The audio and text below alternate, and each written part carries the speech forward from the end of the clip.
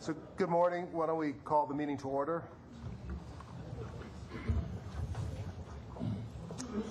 I think most of you know of this this hearing will be broadcast on Channel 35. Unfortunately, we can't tell you the time, but if you call the station, I'm sure they will let you know if you just can't miss one of these hearings. We're going to start with our report from our General Manager, Ron Nichols. Thank you, President Sales. Just a couple of quick items here. We're going to be talking about energy efficiency today, so in the interest of efficiency, I'll keep it short. There are two key items that have happened since our last meeting in our planning efforts, both on the power and the water side, that I just want to take note of. I think you're all board's fully aware and has been briefed all along the way with regard to the integrated resource plan that we've done on the power side. Our staff made a presentation to the Council Environment and Energy Committee just last week, and it was I think a very good discussion, a lot of good open dialogue back and forth on that. I think our staff deserves a good commendation for the effort they've done all along on that work. It precedes my tenure here. I certainly can't take any credit for it. They've done a great job on it. And I think it opened a good dialogue started dialogue on council with respect to that.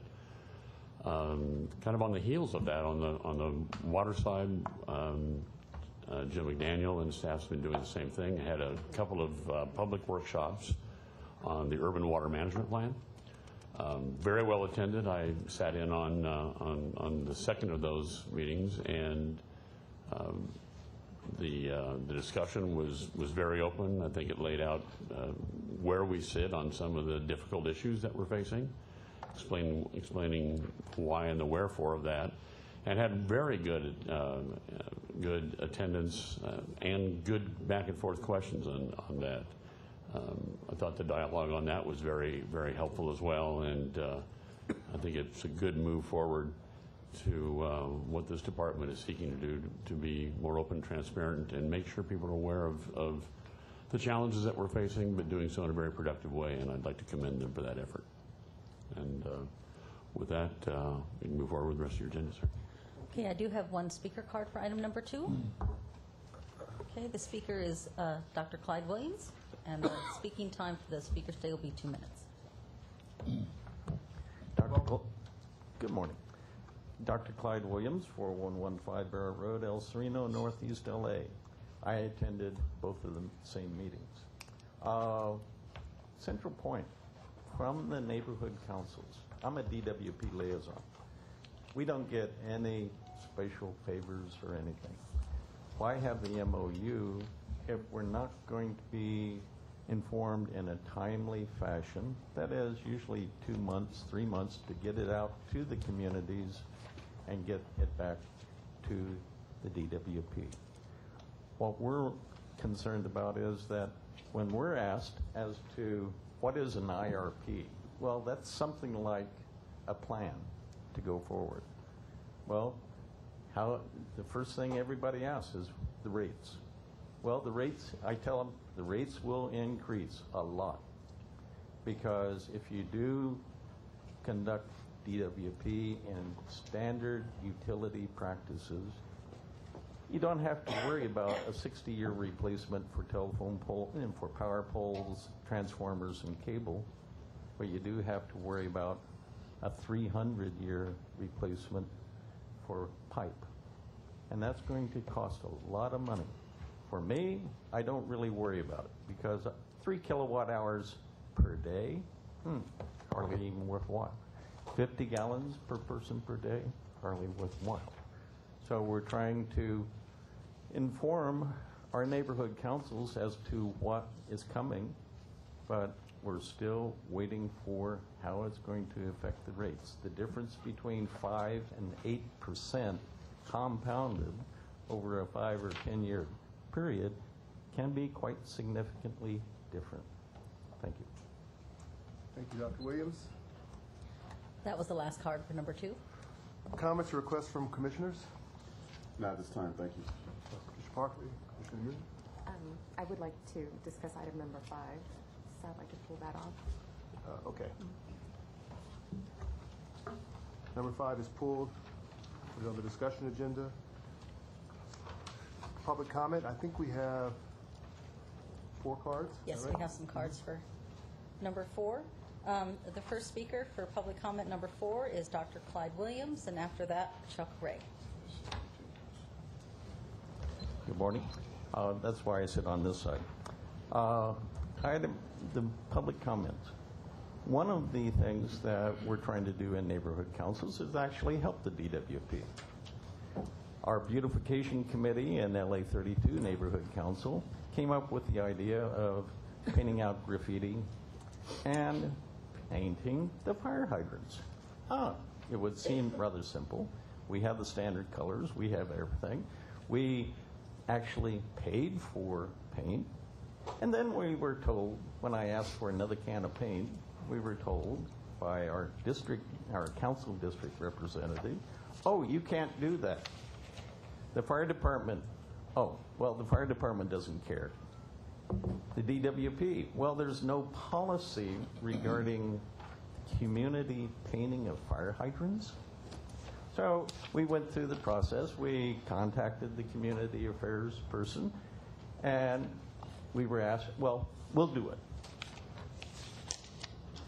When do you want it done? Where are the fire hydrants that you want painted? So I gave a map and a time schedule, and golly gee whiz, I don't think we can get it done that fast.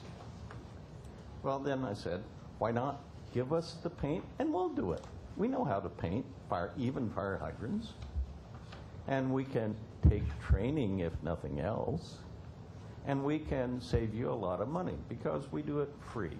Why? Because we want the fire hydrants to be beautiful, a beautiful fire hydrant, at least visible and without the graffiti. But we're told, there's no policy on the part of DWP to provide the required paint for painting fire hydrants by community members.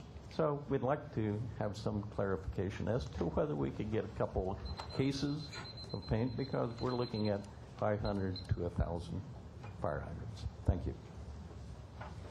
Okay, the next speaker is Chuck Ray, and after that, Candido Morez. Good morning. Thank you Morning. for giving me time. I'm Chuck Ray, the Vice Chairman of the Neighborhood Council's Department of Water and Power MOU Oversight Committee. I here today speaking mostly for myself, because I worked on 2 separate plans to provide oversight for the Department of Water and Power. One is Measure I, which the voters will get a chance to decide upon on March 8th. And the other is your own advisory committee that was set up by former interim general manager, Mr. Buettner, to look at how the department itself could get a ratepayers advocate. What I would like to suggest here is that it would be wonderful if we could merge both of those plans, because they both have strengths and weaknesses that complement each other.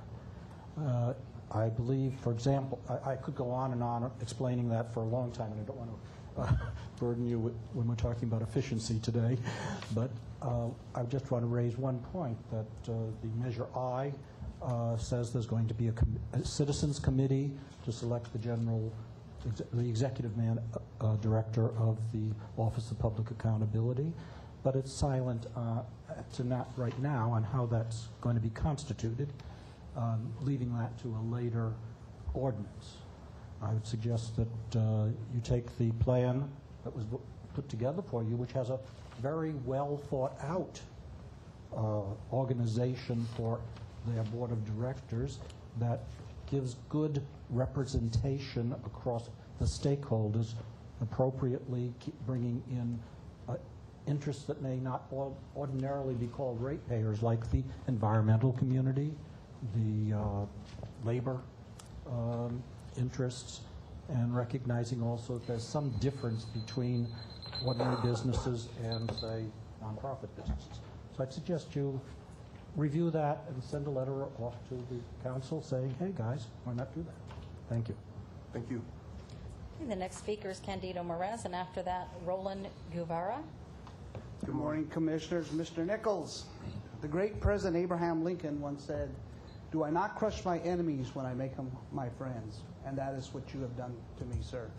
When you made changes here and people left here, part of that cancer left with it. Not all of it, but part of that cancer. So to you, sir, I bow because, again, I've been here since 1991, and we've had a lot of people come into this arena and sat in that off and on that seat in that position and made promises, and nothing really ever happens. I had an article in the paper, my opinion, and I said that if you were to succeed, you needed the support of the public, of every ratepayer, every resident in this city, and I believe you have that, sir. So I hope that you'll take advantage of that because we need that to take place. So many changes can happen under your leadership. You have the ability, and the one thing people here know, I don't kiss anybody's butt, so if I'm embarrassing you, I apologize. But my point is that we want change. We need change. And if you'll do that, those of us who have been fighting for a long time will appreciate that. One of the other areas, and one of my California Public Record Acts, is I requested all the cases of discrimination, harassment, retaliation in the last year.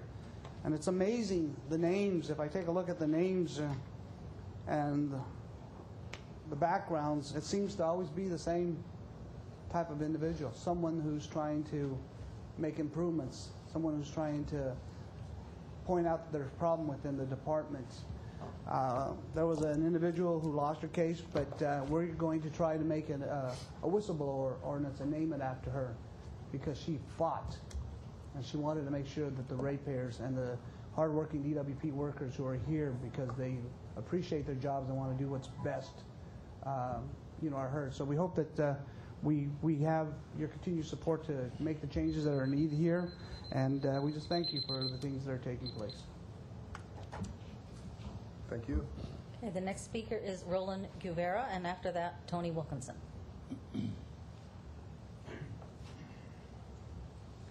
Good morning. My name is Roland Guevara. Thank you for letting me do my spiel. The little problem that I have, my name is Roland Guevara, and I'm from the Van Nuys Council, and I'm a veteran. The little problem that I have is parking. For some reason, we just have to park somewhere else to be able to get to this meeting. I have a bad leg, and I would love for somebody to accommodate that a little easier. There's a saying in Spanish that says, "Espero que esto no caiga en oídos sordos," means I hope this doesn't fall in deaf ears. Thank you. Okay, the next speaker is Tony Wilkinson.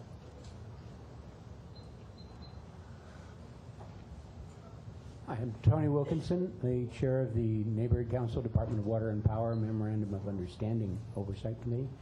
And in the Oversight Committee, of course, one of the things that we have seen over the last year, which is really rewarding, is a tremendous increase in public outreach, workshops, seminars that the department is having about its critical issues. And I have one comment as the Urban Water Management Plan begins to be rolled out. The Recycled Water Group has already had a long outreach program, very thorough, involving neighborhood councils. And I think that one of the things about the Recycled Water Plan that we need to emphasize is the fact that it is going to be done within the current rate structure. It was a very tough decision. This is a very ambitious plan for stormwater capture, for usage reduction, and for recycling.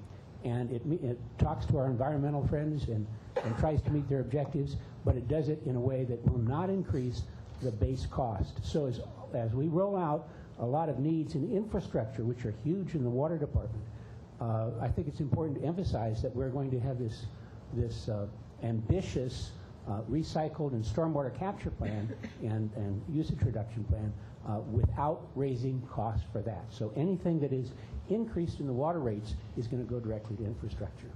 Thank you. Thank you. Okay, that was the last card for item number 4. Concludes public comment. Yes. Item number 5, Commissioner Noonan asked to be pulled. Who's going to present the item?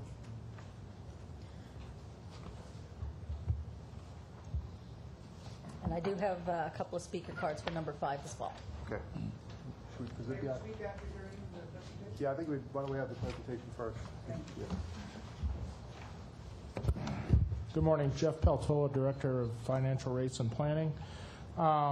So this contract is for consultants that actually used to be Huron Consulting. They were acquired by PA in August of 2010. They've done a significant amount of work at the department, are very familiar with our financial plans, our budgets, and our rates. They're going to provide assistance for us in developing one of the most complex rate actions, certainly of the last 15 to 20 years that we've been involved, that we will be involved with. It's a restructure and simplification of our rates for both water and power. They will assist us in the development and implementation of these rate packages. Additionally, there's a significant part in the board package talking about the conflict management. If there's any questions on that, we can bring.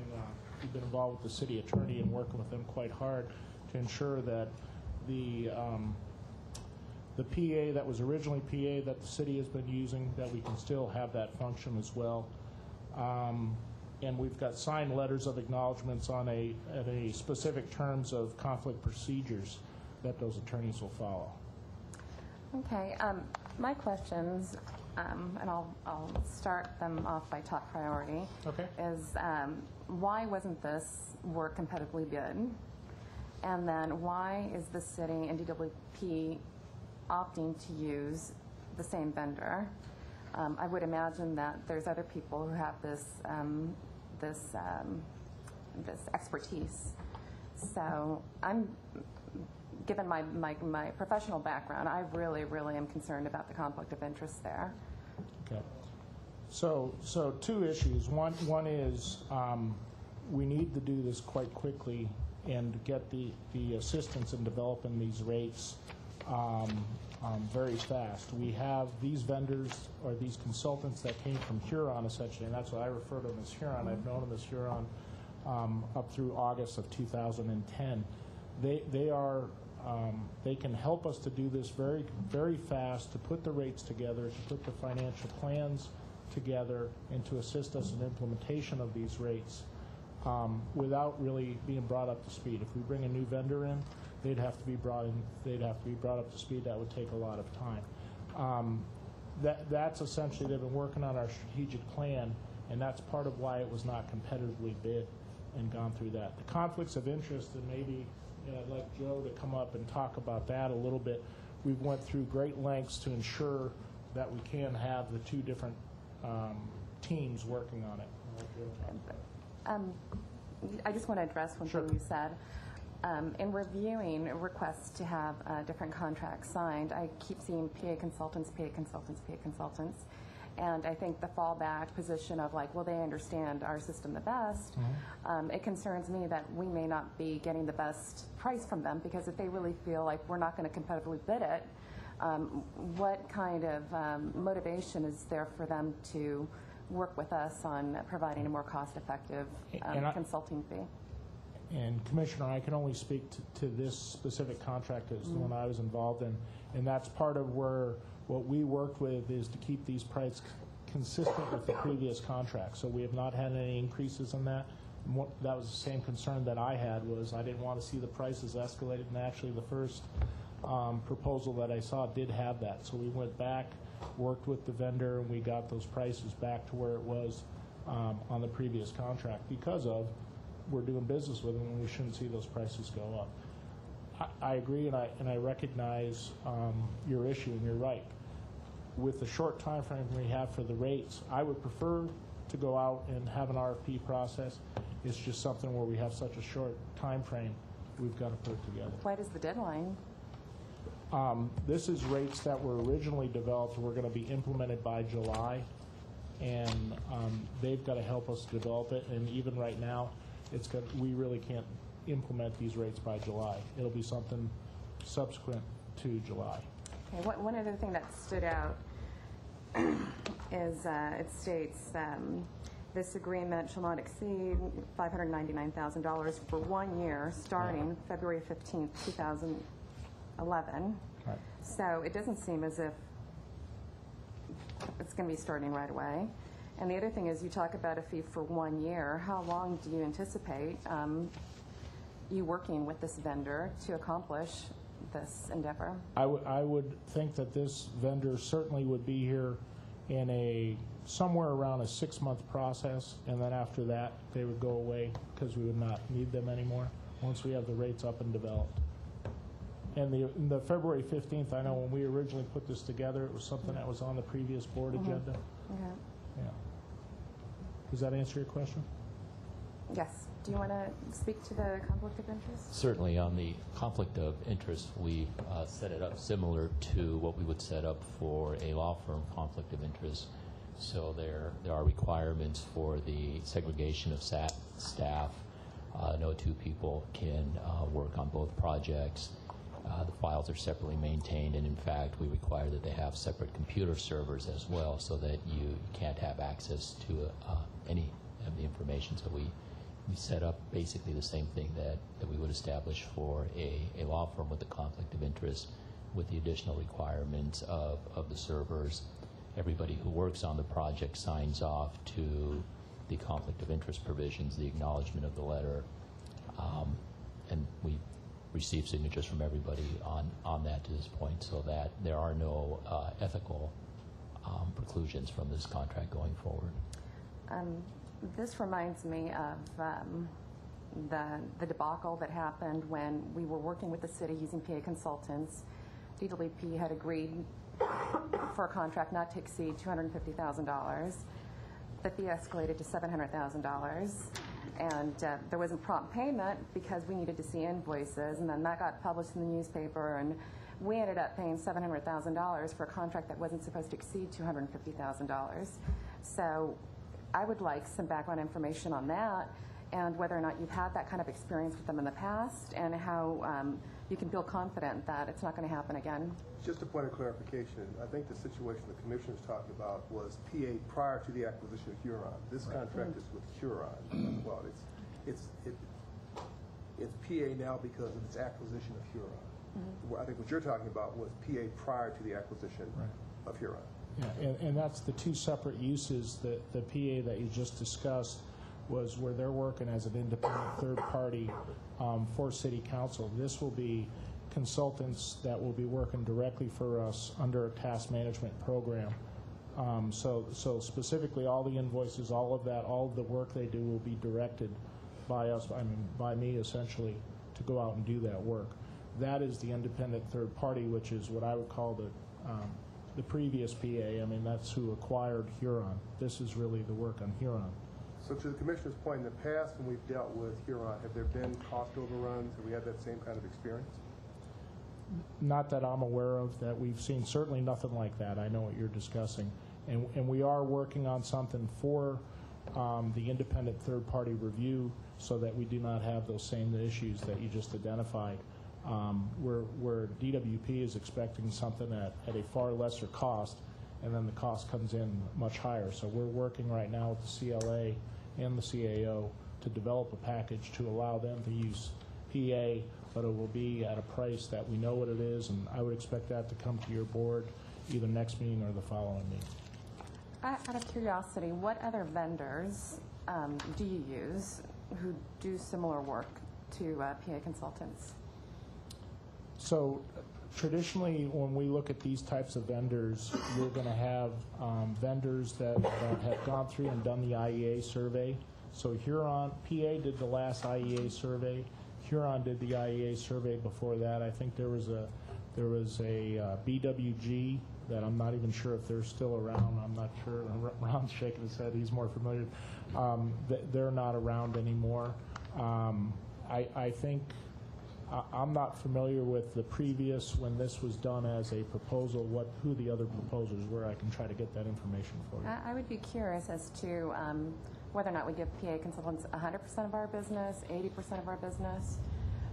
I do think that's an important fact for our board to know. I agree. And again, that's something where these consultants recently being acquired, we've been using Huron traditionally as Huron proper, and then they just were acquired by PA. But I'll get you that information. Jeff, I have a couple questions. Sure. So where is Huron actually physically located? How many employees did they have? Did they end up moving in to share the same headquarters as PA Consulting? And now how many employees does PA have generally? So this was the Huron utility practice that that was acquired by PA, and I'm trying to think of, it's somewhere in the range of about, I think, 5 employees that I'm aware of that do work for us that were from Huron, and I'd have to read the letter. I know, Commissioner, that it talks about the different headquarters and where they're. Yes, I'm just trying to create a mental picture of being able to faithfully execute the issues related to conflict management procedures. And I'm just concerned that if people are sharing a shop and there's just a few people and they're meeting in the cafeteria and words get exchanged over lunch, that would concern me. Other questions from commissioners? Yeah. Before you go to public comment? I'm awaiting an answer. Oh. Yeah. I'm just trying to look in.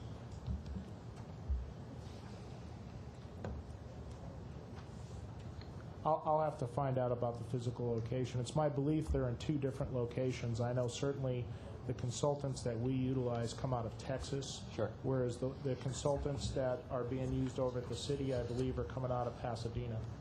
Do you know, Ron? Yeah, I could add a little bit to that, color to that. I am familiar with the individual. Actually, BWG is Barrington Wellesley Group, and that firm is a smallish firm. It was acquired by Huron about, I want to say, 4 years ago. Huron then decided it. Huron was a much larger company, and it had a relatively small utilities practice. And that group was the one that was acquired. The group that was Barrington Wellesley, which we had used in the past and had some familiarity with the department, went to Huron. When Huron elected to get out of that practice, this group was acquired and became a part of PA, as I said, the August timeframe. They tend to work as many management consulting organizations types and specialist work is what we call a virtual organization. So they tend to literally work out of their homes and are attached to an office. My recollection is the office that this group is attached to within PA is in Denver, I believe. Subject to check. There's actually one member that's in Denver, and the partner is out of Texas. Correct. I appreciate that because just want to make sure they're not co-located, and it sounds like they're not, and so this seems to be a very good idea in moving ahead on this. In fact, if it's all right with you, Mr. President, I would like to. Oh, we have to hear from public comment. All right. Other comments from commissioners? I want to make one point here. I haven't said this to Ron. One of the things that has irritated me since my 2 years here is we get contracts when they're about to expire, and I feel the same way about these rate kind of issues. We know when we have to do these things, so we have to backdate or work backwards, so we don't have the press of time to force us to make a decision. And I'm going to tell you now, I'm not picking on you guys, but if they come before us and you want us to do it and you don't give us adequate time, we're going to send them back. We're going to send them back. Okay, so we know when things are due. Let's work our way back and come with a schedule that works for the rest of the board, but not as a contract or a consulting agreement. The other point I want to make is that in this situation, I was concerned about the conflict, but there is a cost associated with having to retrain another group. Do you have a sense of what that cost would be if we had to bring in another group and train them and get them familiar with our rates? our rate structure and our processes? I could just off the top of my head, at a minimum, it would take us just to get consultants familiar with how to look at our costs, be familiar with our financial plans, be familiar with our rates. I would think you're looking at a minimum for each consultant, probably a week's worth of time to 2 weeks worth of time. So that's 40 to 80 hours. You can use the average rates in the 250 to 300 range, I believe. So. And that startup cost in my mind is not definitive, but it is something we have to consider Right. as we really try to reduce the aggregate cost of what we're doing. Right. Other comments from commissioners? Is there a motion? I'm sorry, there's a public comment, excuse me, sorry. Okay, the first public speaker is Dr. Clyde Williams, and after that, Candido Moraes. Welcome back. Good morning. Good morning. Dr. Clyde Williams. From El Cerrito. Pride of place. It's a lovely place. It is. What are we doing? All sorts of metaphors come to mind. Crisis management requires crises in order to get management. So we create a crisis in order to get a vote. Common practice for my 40 years of consultancy. Oh, other things. Huron? Oh, at least this was one thing that I noticed within the file report. These are PA retreads of Huron. Didn't we have Measure R? Or sorry, Measure B? Wasn't that done by Huron? And as they point out, there's not many people in the Huron Utility Division. Didn't they do the, quotes, strategic plan, kind of? And we're going to get them back, but by way of PA, power corrupts, something like that. So, the communities. Do we trust DWP? Do we trust situations like this?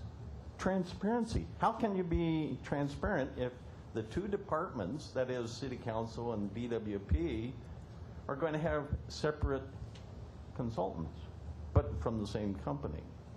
Even the neighborhood councils are supposed to be advised regarding rates.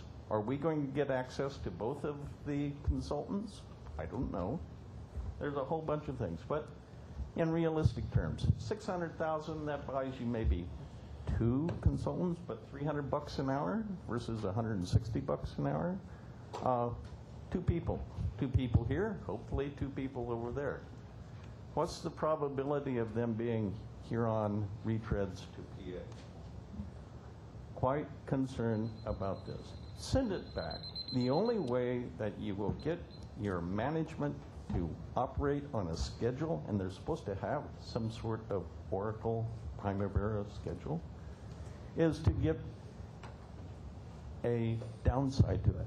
If they have to go back and resubmit, hey, then they will learn better the next time. If you don't spank the child, sometimes the child will continue to push the edge. They're pushing the edge. And again, and again. And how about the next? Oh, how about Can you wrap up your ECAP? remarks, please? Can you wrap up your remarks, Yes. please? So I would highly recommend send it back. You have time. Yes, it will cost money, but send it back. Thank you. Okay, the next speaker is Candido Moraes. Commissioners, Mr. Sales, thank you. Ms. Noon, thank you. This is a disgrace. This is an absolute disgrace. I just recently received the 2010 supply chain assessment. We're going to take a look at that and report on that next time. But this is the same story that we hear every year. And Mr. Sales, you said it best, is that they always bring it to you at the last moment. Now, Mr. Portola, he's a wonderful man. He's one of the good guys here at DWP, and I respect him. But this is a process that's taken place at DWP for years. This is corruption at its best. When we tried to fix the problem in 2004, things went awry. So here we are again in 2011, and we have a contract that's coming before you. They're telling you that there are no price increases. Prices have stayed the same. Guess what, folks? My accountant has lowered his price because the economy's bad. Because we have ratepayers and people in this great city who are struggling to pay their water and power bill. I'll take you to a lady, a woman and her daughter who live on Peach Street in Van Nuys, who cannot afford to flush their toilets because they're on fixed income. So what do? We give out these nice contracts, and you're absolutely correct. We start out with the $600,000, then what is it called? It's called a change order. What happens with the change order? We increase that to $1 million, and then we increase it to another $1 million. So that's what's taking place here. So again, it's limited time. We haven't had an increase, and God knows, a year or so, we'll just add some more money on there, and this company will get another nice little gift from the Department of Water and Power. And yet the ratepayers will suffer. The ratepayers who are struggling to keep their homes will continue to pay the bill. So please, let's take a look. Just send this back. And if I may just, with your permission, Mr. Guevara, who's a veteran, his name's Guevara, my name's Maris. We're forced to park 2 blocks away. I've got a cast. Everybody want to take a look? I've got a cast. He's got health problems. Our good dear friends from other neighborhood council, Mr. Ray and Mr. Wilkerson, they get free parking here. They park downstairs, folks. Is this the 50s again? You know, with my last comments is this. You know, I looked up the definition of bully. And the bully is a person who likes to intimidate weaker people. Is that what we're continuing to happen here? Guevara and Maris have to walk 2 blocks while Ray and the other person parks underneath? We'll do it. We'll continue to do it. But I'll make sure, I promise you this, Can you wrap up your that what remarks, happened please? to us, I'll make sure it never happens to your child, your grandchild, yours. We'll make sure that your children never have to go through what we had to go through with this nonsense. Thank you. Any other comments on item 5? I'd like to move to approve item 5. I'll second. And I abstain. All in favor? Aye. Opposed? This note passes 3-0 with 1 abstention. Okay. I think we have a public comment on number 6. Yes, I do have 1 speaker card for number 6. The speaker is Dr. Clyde Williams. Dr. Clyde Williams, El Sereno. What are we doing? This is to do an experiment. That's fine. Eventually, a 5-year experiment. However, the question is, how does this relate to subsidies for the port? Will there be full cost recovery for all of these expenses during the experiment? From whom? The ratepayers? We're going to be paying for the Port of LA. Doesn't the Port of LA have enough money to pay for it all? I don't know. But at least there should be a full cost recovery at little or no cost to the ratepayers, because if there is a subsidy for the project, then the question as to, is this a fee going to be transposed to the ratepayers? And how about Proposition 26? How does it relate to cross subsidies within a utility? Thank you. So this is still on the consent agenda. Is there comment? That was the last card for number 6, so we can close the public comment period. Mr. President, I'm in very strong support of item 6. You know, the Port of Los Angeles is the single greatest source of air pollution in the region, and this initiative can potentially reduce particulate and ozone pollution coming from the port. And I think it's a role that DWP can play that will protect public health and increase commerce in the city of LA. So I'm in strong support. Let's take the public comment on item 7, and then we will. I do on not 6. have a card for number 7. Okay. Is there a motion to move the balance of the agenda, items 6 and 7? So moved. Is there a second? Second. Any objection? Hearing none. Items 6 and 7 pass. Thank you. I think there's a speaker on item 8. Yes, I have a speaker card for item number 8. Dr. Clyde Williams.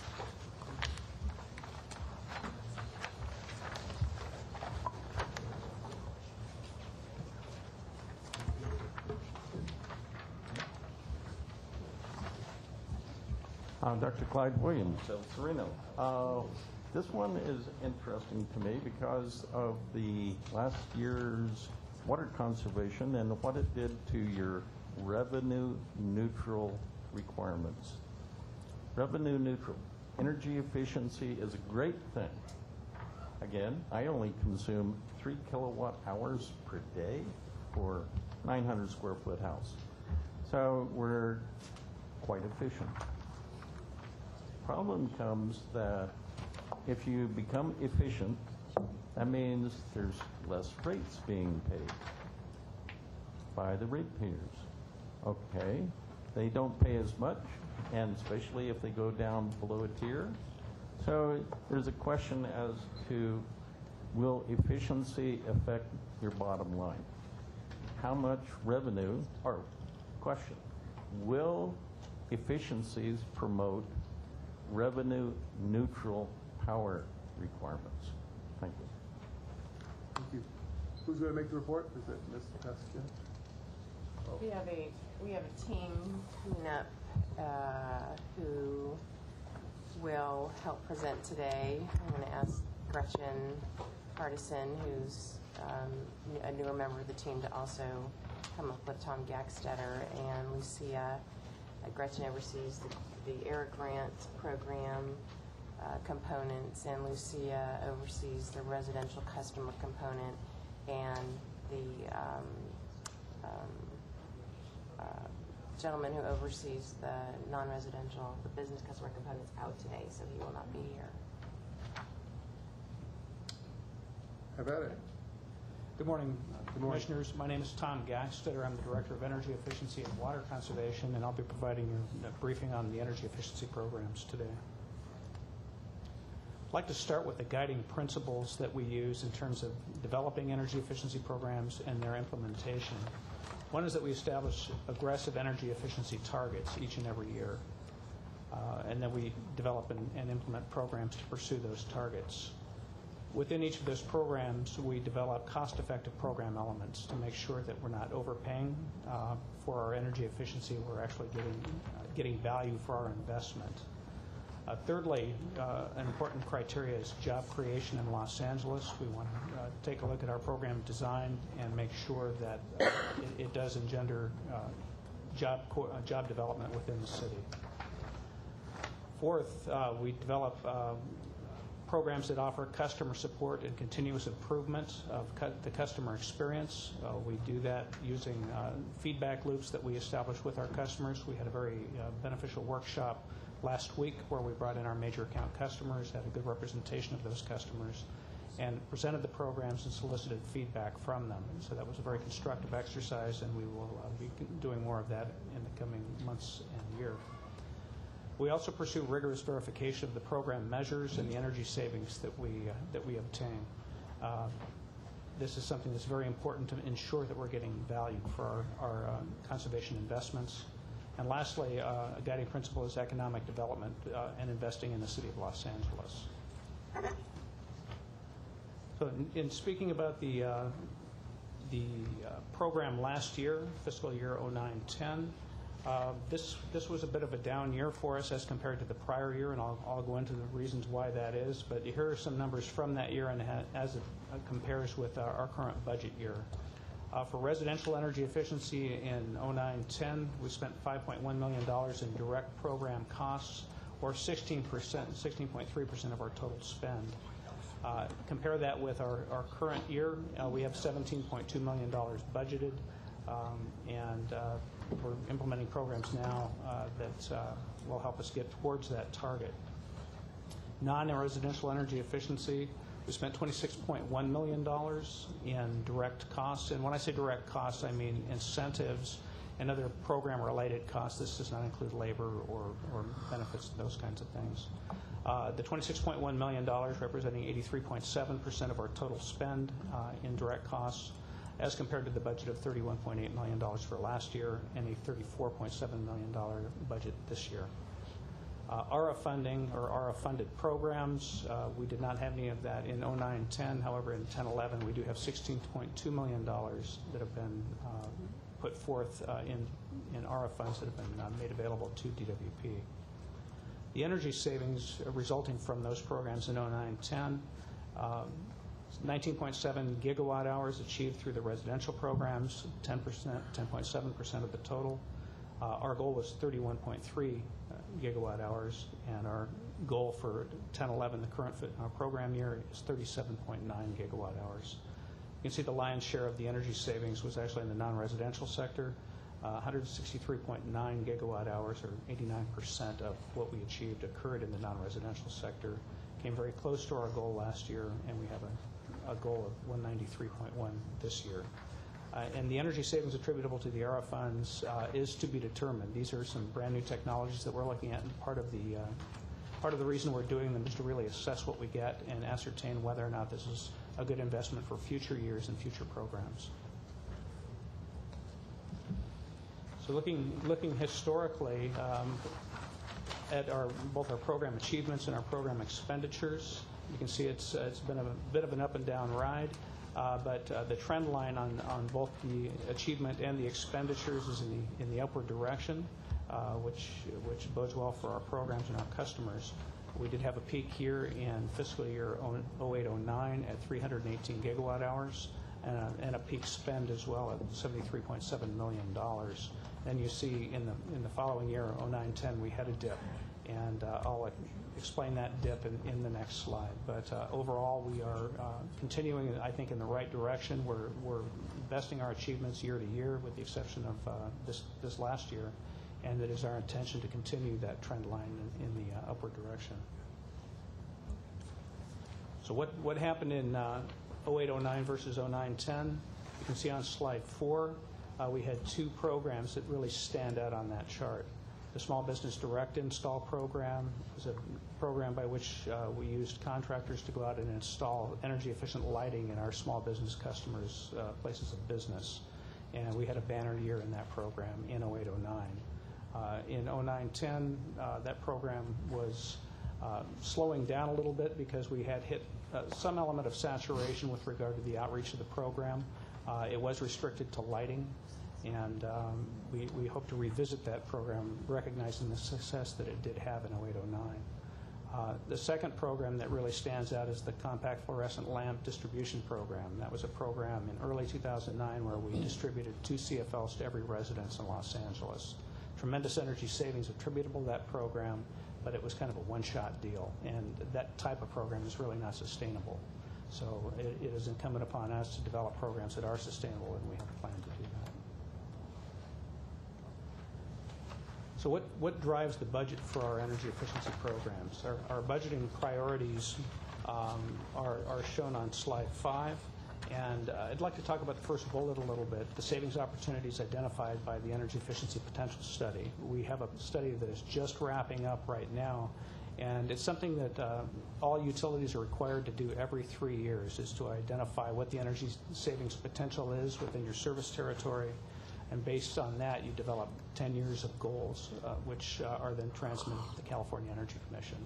We will be presenting to you that potential study at a meeting in March, as well as the goals that we feel are supported by that potential study.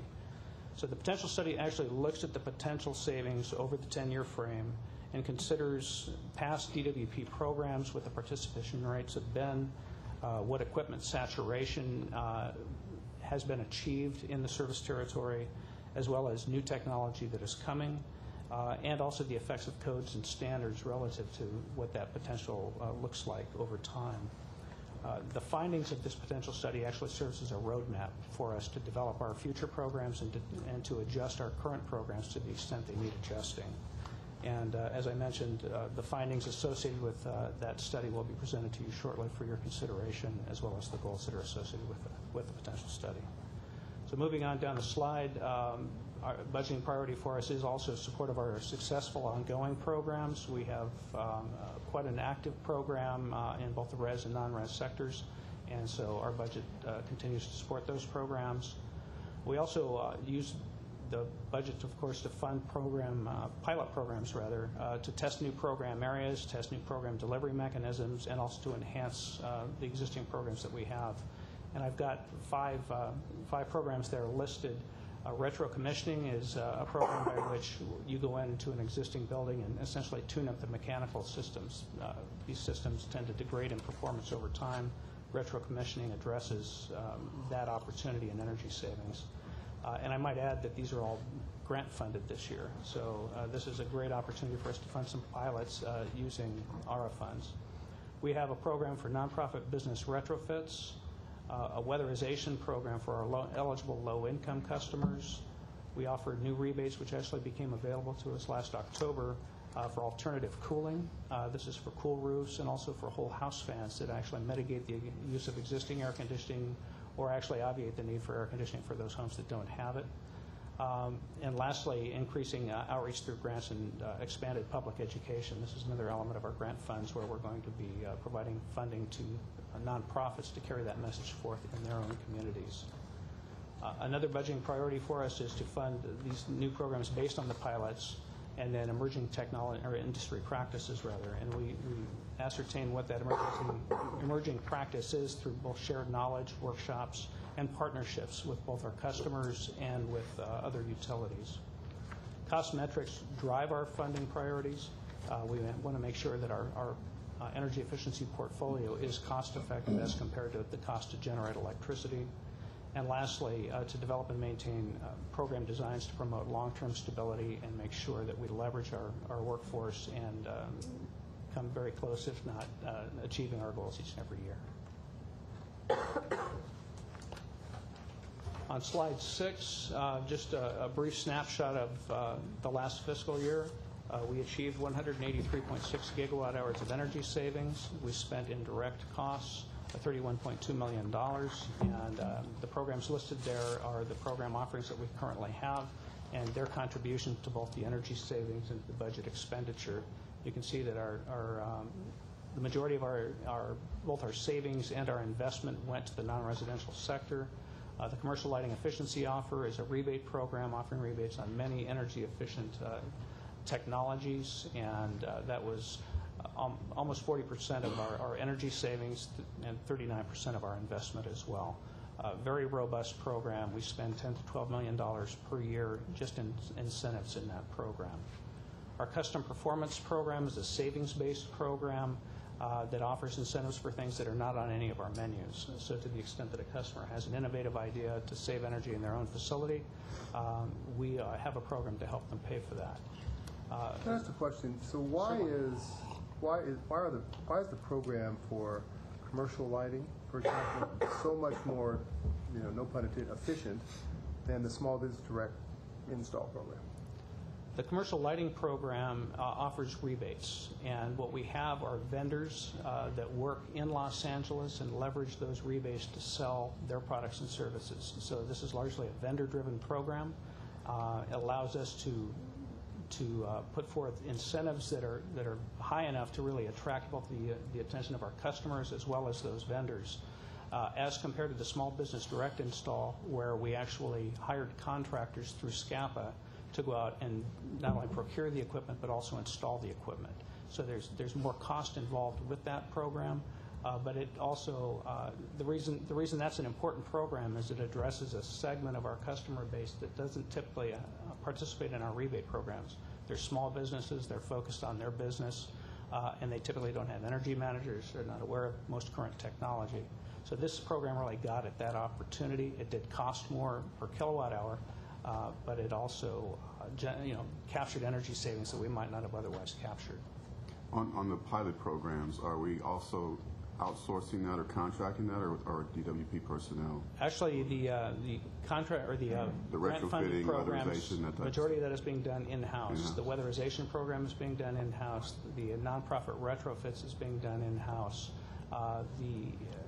The public information program is actually are grants that are going to be given to nonprofits to carry that message forward. But the bulk of the work associated with the grant funds is being done in-house. You do have to wonder, though, you take the refrigeration program, right? It's 2% of the cost, and it produces almost 10% of the energy savings, whereas the small business program is almost 25% of the cost and produces only 10% of the energy savings? Yeah, So is there some policy reason that's really driving us? I mean, clearly we want to work with small businesses, but this is not a terribly efficient use of an efficiency program. Well, what we have. Or if I'm missing something, help me. Sure. The refrigeration program is a case in point. This is another vendor-driven program largely, and where most of that energy savings came from is the replacement of the magnetic seals that go around refrigerated cases. So we have vendors that do strictly that for the price of the rebate in our customers' facilities. So it offers tremendous energy savings to us at very little cost to us. So it just turns out to be a very cost-effective program, but again, one of the keys in my estimation as far as achieving our energy savings goals is to offer a portfolio of services so we capture every opportunity. And without a direct install, as an example, that's a segment that we're just not going to get to otherwise. So, I mean, if do you think the small business direct install program will become more efficient over time? I believe it can be, and it's our intention to really revisit that program and look at opportunities both for in-house implementation as well as contractor implementation to see how maybe a hybrid model might work. One of the things that we did on this initial program was to restrict it to lighting. There are other opportunities within those businesses, and it behooves us to really take a look at every opportunity that we have once we're inside the door. And that, too, would also lend itself to more efficiency in the program itself. The refrigeration program for business is for larger businesses? Are small businesses in that number as well? It's for any business. It's for any business. So there is a small business component to that number as well, right? So if they taken together, it might not be skewed as negatively. That is a possibility. I would say that the vendors that work in those programs, I mean, they do focus more in the smaller businesses as well. So the small mini markets, as an example, anything that has refrigeration equipment in it, the vendors go out there and visit and use our program to sell their services. Tom, how do you account for the refrigerator exchange program not running as efficiently as the refrigeration recycle program? There's a good, simple answer for that. We were given the opportunity to operate a weatherization program, but we weren't given any additional staff to operate that program. So what we ended up having to do was reassign staff that was assigned to the refrigerator exchange program to promote that program and shift them over to the process of developing a weatherization program from the ground up. So we have a marketing plan developed and ready to go. As far as really increasing the participation rates in the low-income refrigerator program, tremendous potential still exists out there. We just need the staff to actually put it in place. And while we're asking questions, I did notice that in 09-10 that of the budgeted amount for performing residential energy efficiency programs, we only spent around 16% of the dollars that had been set aside. What accounts for that kind of lack of meeting our budgetary goals? Again, I would point to a couple of things. One is the focus on the weatherization program right now at the expense, frankly, of the energy efficiency programs that are also available to the residential customers. The other so component, it's redeployed personnel that weren't able to get the funds out into the community? Is that what you're saying? Let me try to answer that. I think the question was, why didn't we meet our budget targets for last year? Yep. Was that the question? And the budget was frozen because of what we were going through with ECAF. And it was frozen in December of 2009, and it was frozen, and there were no expenditures that were allowed or authorized under energy efficiency until ECAF was resolved. And that was in April of last year. And so we only had May and June of the remaining fiscal year to execute on a lot of the rebate processing and some of the programs, and the energy efficiency was effectively in limbo. And so it's not because weatherization took some of the staff time and shifted resources. That did. Getting that program up and running consumed a large amount of our residential staff's time, but the main reason we didn't meet our targets last year was that the program itself was put on the shelf, and it only had 2 months of activity in the fiscal year to execute, and the staff did a good job with the remaining 60 days to try to get to that 183. I would also add that we had some new programs that we had planned on developing and rolling out that also did not get developed as a result of the considerations given around the ECAF issue. And the energy efficiency, as you know, is rolled into the ECAP rate. It still is until there's some rate reform, and it was the area that was identified as having flexibility to freeze. The only other thing I'd point out on slide 6, the new construction program, you can see there that it contributed only 1.2% of the energy savings and consumed 2% of the direct cost budget. Reason for that there are actually two. One is, of course, is the economy resulted in a lot less new construction occurring in the city of Los Angeles. The other is that the program has been placed on hold. We are retooling that program. It was tied to lead energy points, and with the changes in Title 24 and the Cal Green Code being adopted at the state level, we need to have a program that reflects those codes and those requirements. So we're retooling that program, and we'll have that program back before you for your consideration. Moving on to slide 7, measurement and verification is a very important element of our energy efficiency programs, and DWP has made and continues to make very significant investments in energy efficiency, and we really need to know year to year what we got for our spend. So measurement and verification does that. We hire a third party, as we're required to do by AB 2021, to go out and really survey our customers. They actually go on site, take a look at the equipment that was installed, the operating hours that are assumed, and tell us what we got for our money. And that is one element of our measurement and verification activities, and I'd like to go through the rest of it with you here. One is we do accurately track our program activity and the measures that are installed through the programs via an in-house database, Customer Connect.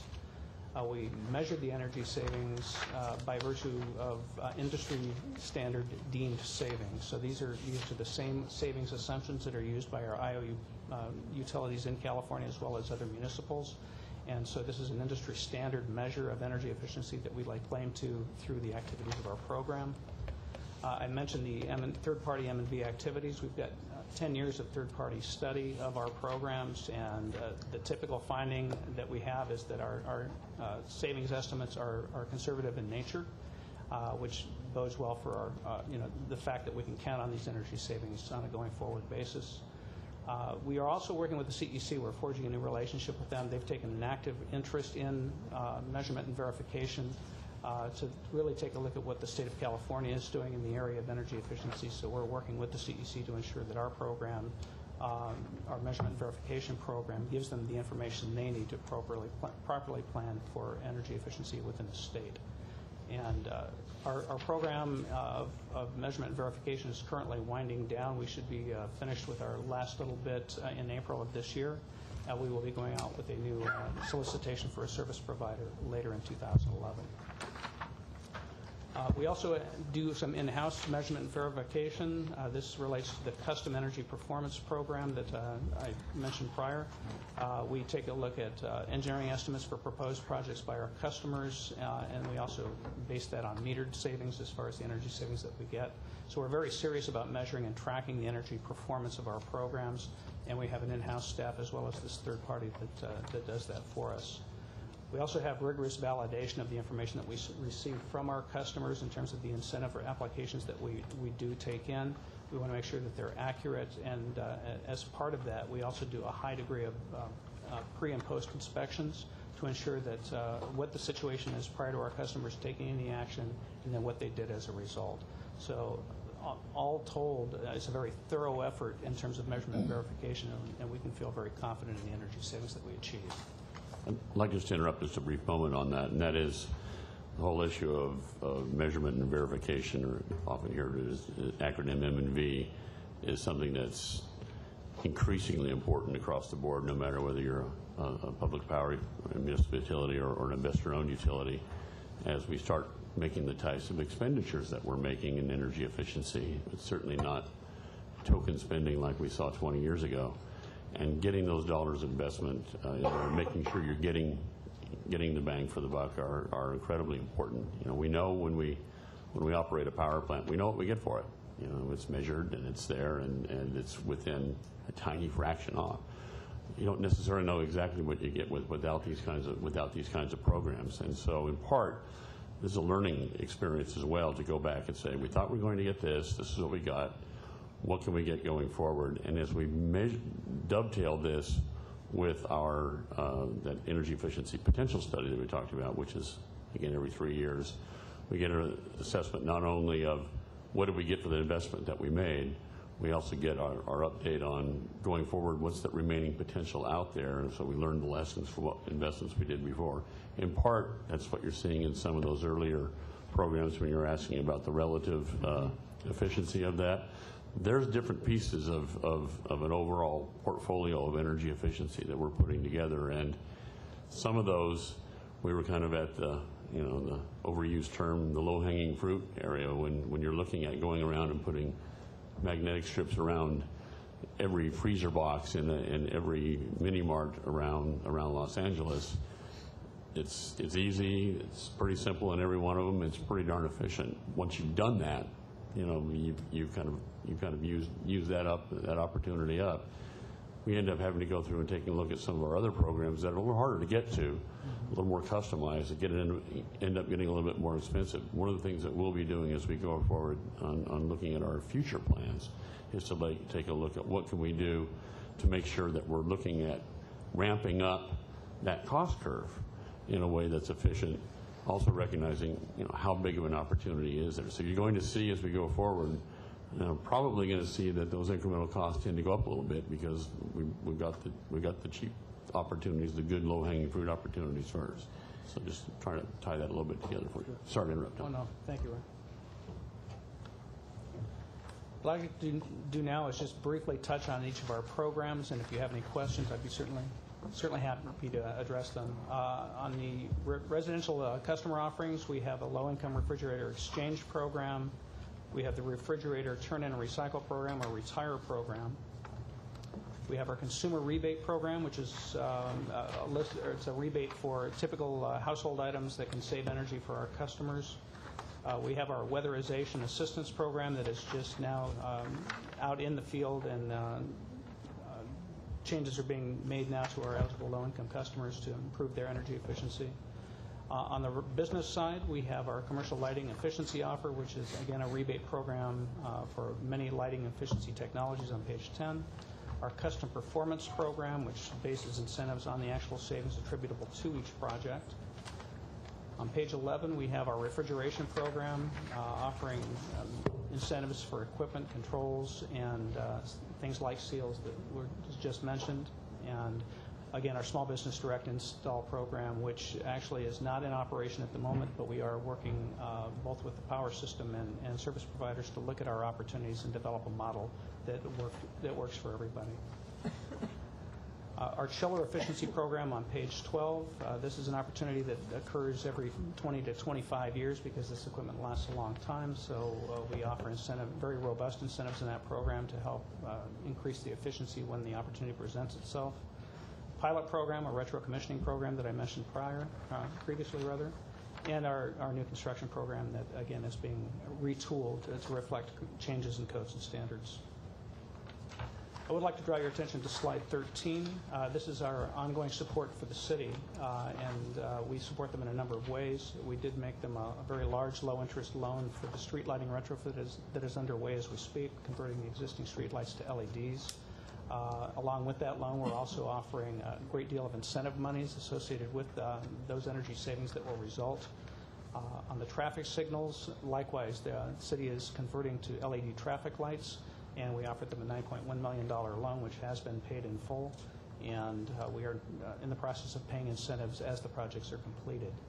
And then for the remainder of the city, the municipal buildings, DWP staff actually performed audits on 497 of those city facilities and delivered to the city a very robust report.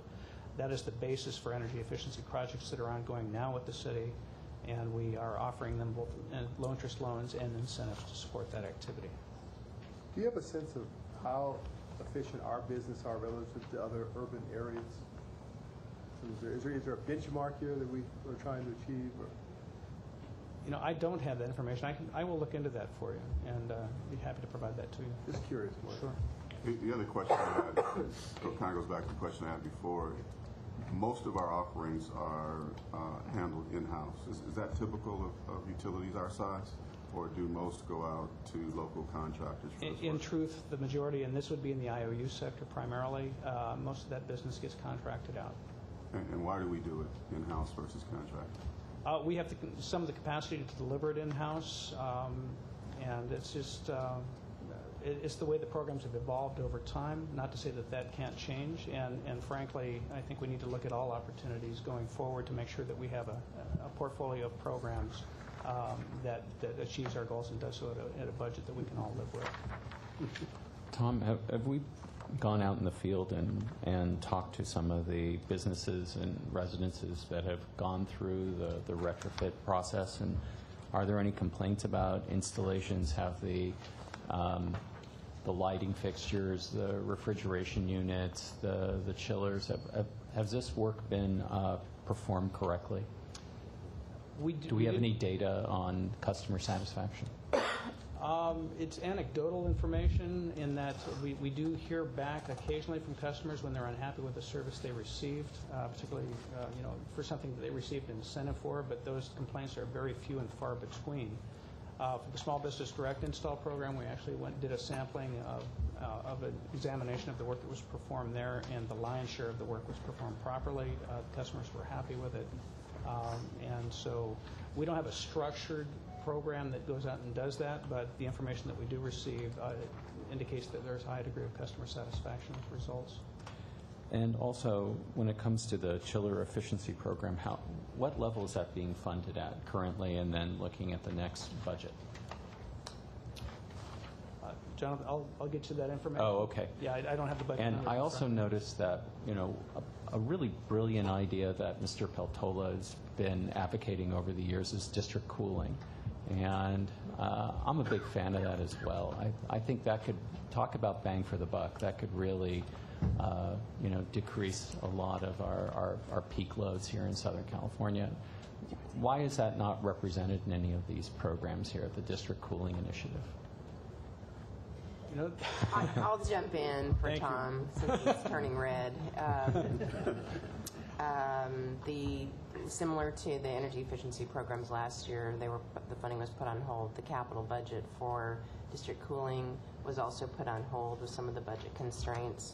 Because that was on hold and we had a very talented staff of engineers and architects looking at it, we've shifted some of their work to work on our custom and to leverage the grant money that's come through that Gretchen's overseen and make the best use of the retro commissioning and the nonprofits while we have them. It's an 18-month program, 24-month program, and it's federal money. It's additive to what we have. And that's where we are right now. Well, there are a lot of employees here at DWP. So you're telling me that there's just a limited pool of people who can work on the energy efficiency program and they couldn't work on the district cooling plan at the same time? We had to redeploy a limited number? If that's the answer, that's an acceptable answer, but it's surprising. It's coupled with the funding constraints because we had cuts last year in different program areas, one of which was that, and that staff has the background and experience. It made sense to ask them to work on a project that was funded by federal money, that was in an area that fit their skills and skill set.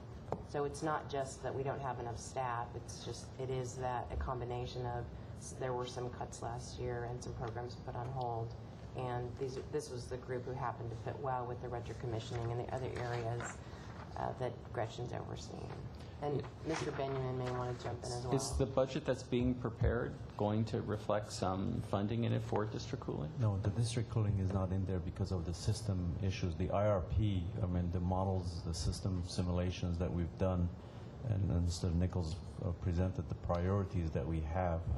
We've gone through a study for our system, voltage support and VAR support studies, which could be much more effective, as far as the priorities that we can go through and spend the money there and kind of go through our priorities whenever the system stability is at the front. Do we anticipate the energy efficiency potential study identifying district cooling as an option, as an area to pursue? We do not. No. They're not going to pursue that. The potential study, I'll have to go back and take a look at it, but the draft potential study doesn't have district cooling. The idea of the district cooling was to shift load, at the peak. So shifting load is the key, performance indicator for. So what we have to do is go through different shift loading priorities that we have, and if the district cooling is part of that priority, then we will get to it. But right now, as we ran the performance on each of those options that we have, the district cooling was not part of that. So essentially, we're saying we're abandoning the idea. We're not abandoning the idea of shifting load. That's always been very, very practical tool for us, to make sure we're not putting generation on. That idea is part of our system operations. How we do that is the key, and where it fits as far as how much money we can spend on this. Having district cooling in urban, developed city, it's very difficult. And when you look at New York or Chicago, those district cooling systems have been in place, and then the city kind of was built around it, so it was easier to kind of construct around it. But having a district cooling in an urban area like this, cutting through several obstacles, the bridge, a lot of underground infrastructure, the metro tunnel, getting to the cities, there's cost associated with it, and that cost right now, it doesn't fit into the goal of shifting load to our system. If we can do it cheaper with some other way, that's what we're going to go after. Right, last question for me. Demand side management initiatives, do we see some of that reflected in some of the programs here? I'll take that one too. The potential study, the original scope of the potential study looked at the energy efficiency and the customer side, and the DSM programs was added as an additional task for the study in partnership with the power system. So we will get, and it's a program area that Mr. Webster, under Mr. Benjamin, is looking at to develop along with some of the ECC staff, where I think it fits well. And we'll come back in March, and if not March, by April, with additional information from our consultants on the DSM portion of the potential study. And I expect, depending on how our budget is developed and the rates and the rate structure and the level of funding, I expect we'll come back later in the year with a proposal on DSM. Thank you. We're going to lose people fairly soon. I'll wrap it up. Well, Certainly. I would just add that the second part of the potential study is looking at demand response, and that's actually dispatchable peak load reduction. So we're looking at our customers to see what opportunities there are, and that report will capture that information for us. The other program operated out of the Energy Efficiency Group is the Green Power Program, the renewable energy for all of our customers. This is a program that's voluntary. Customers can sign up.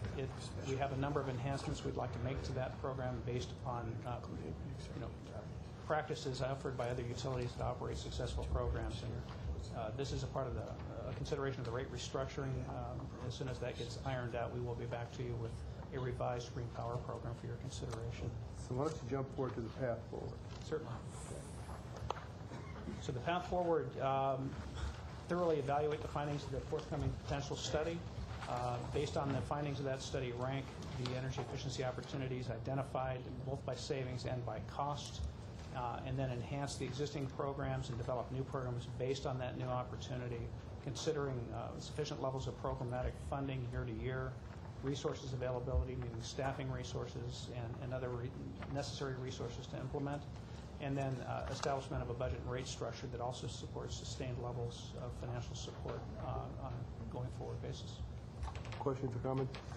I just have one follow-up comment or request from Vice President Hollerman's last comment to you. I'm intrigued. I'm curious as to why other utilities would outsource a lot of these jobs instead of keeping them in-house. And I'd like you just to provide some background information on that. And if they do it for cost savings, And if that is the case, it would be interesting to see if we could reevaluate how much is done in-house versus helping the local businesses. Certainly. Okay, thank you. Other comments or questions? Thank you for the report. Thank you. Anything else, Madam Secretary? No, that's everything on the open part of the agenda. Okay, so So we need to recess into a closed session, or just recess for now, and then we have to open up the special meeting, take the roll, and then we'll recess that and then go into closed session. got that. Okay. Well, we're going to adjourn this meeting. Yeah, we're going to recess this meeting right now, yes. Okay. And then we need to open up the special meeting for Tuesday, February 15th. And we have Commissioners Parfrey, Holloman, Sales, and Noonan present. And then we just need to, I have no speaker cards turned in for that, so we just need to recess into closed session for the special. Now we're recessed into closed session. Now, And I'm going Mr. to change the order of closed session. Initially we're going to take a matter where I only want the general manager and the lawyers, and then we'll bring others in.